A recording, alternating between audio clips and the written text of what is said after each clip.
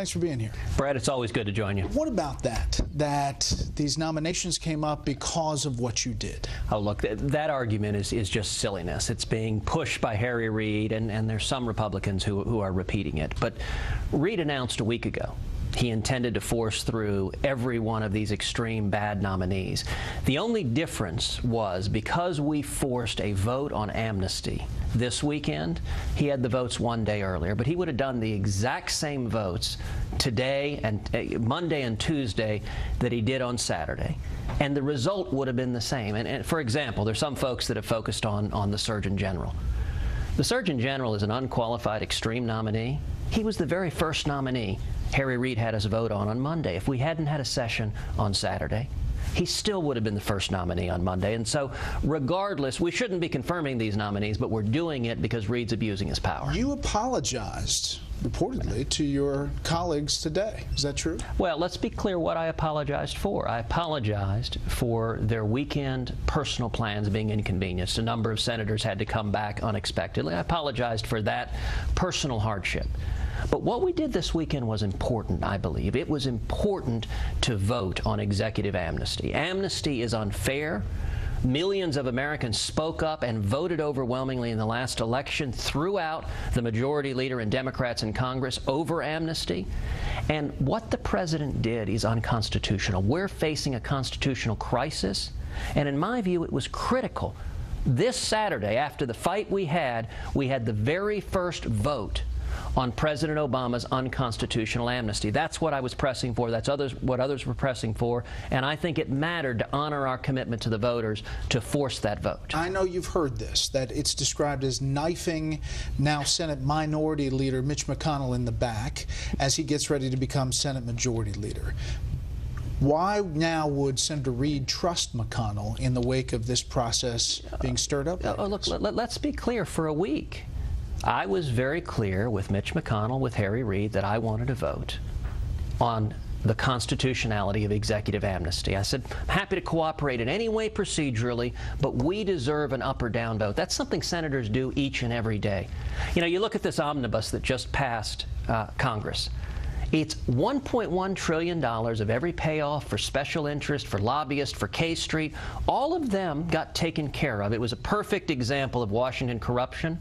But you know, the people who were not taken care of is the working men and women, the millions of conservatives, grassroots activists who showed up and gave Republicans the majority. And it was important to have a straight up or down vote on executive amnesty. And I'll tell you one of the real benefits. As a result of this vote on Saturday, every single Senate Democrat is now on record supporting the president's unconstitutional amnesty. A dozen of them had criticized it when it happened. Now every one of them has gone on record, and that matters. Jeb Bush announced today that he's forming an exploratory committee. Your reaction to that?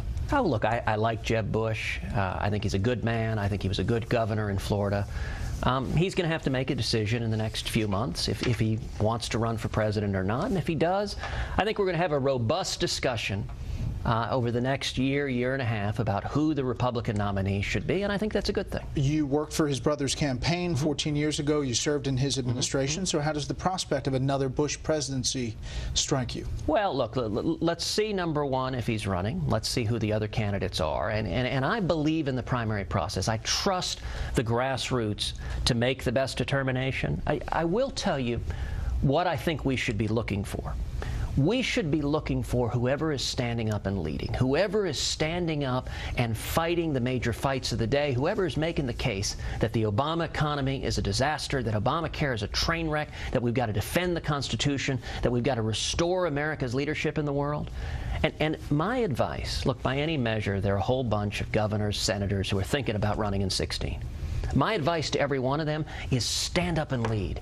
I would be thrilled if a year from now we see a half-dozen senators and governors arm in arm leading together and making the case that the Obama agenda isn't working and there is a better path getting back to the free market principles and constitutional liberties this country was built on.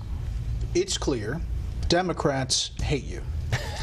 An increasing number of Republicans hate the way you operate in the Senate, to say the least. So given that reality, where do you see a path for the presidency? Well, let me be very clear. Washington doesn't like change. So I wouldn't necessarily disagree with you when you speak about people in Washington. Listen, I've said a long time, the biggest divide we've got in this country politically is not between Democrats and Republicans. It is between career politicians in Washington in both parties and the American people. So yes, it is not a surprise that Washington fights hard against anyone trying to change the culture in Washington. But I can tell you, outside of Washington, people are frustrated. They're frustrated with the corruption. They're frustrated with politicians who say one thing and do another. Senator, when you hear George Will and Charles Krauthammer and others say that you don't understand that politics up here on the Hill is a team sport, and now with the GOP getting the majority, that you don't get it, how do you respond? Listen, I like and respect both George and Charles. I think they're smart, insightful observers.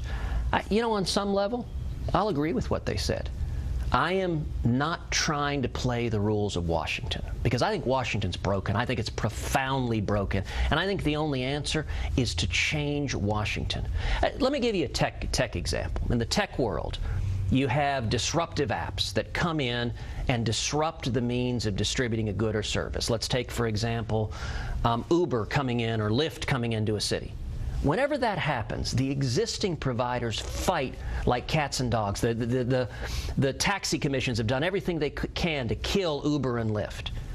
What we're trying to do in the political world is very much the same thing, which is change the means of decision-making, take it out of the smoke-filled rooms where decision-making is done in Washington between career politicians and lobbyists, and instead empower the people. In my view, the only way we can turn this country around is if the American people rise up and hold every one of us accountable. So I'm not trying to play the Washington rules. I'm trying to change the rules and make elected officials, myself included, accountable to the people who elected us. When do you make your decision, whether you run or not? Well, look, I think the field will form in all likelihood sometime between January and June of next year. It's already forming. So, you know, I think we'll see that happen over the next several months, and in all likelihood, it's going to be a crowded field. There are going to be a number of good candidates, and we'll have a real discussion about who would be the best candidate to lead, to stand up and fight, and to win in November of 2016. We have got to win. It is now or never, and our country's in crisis.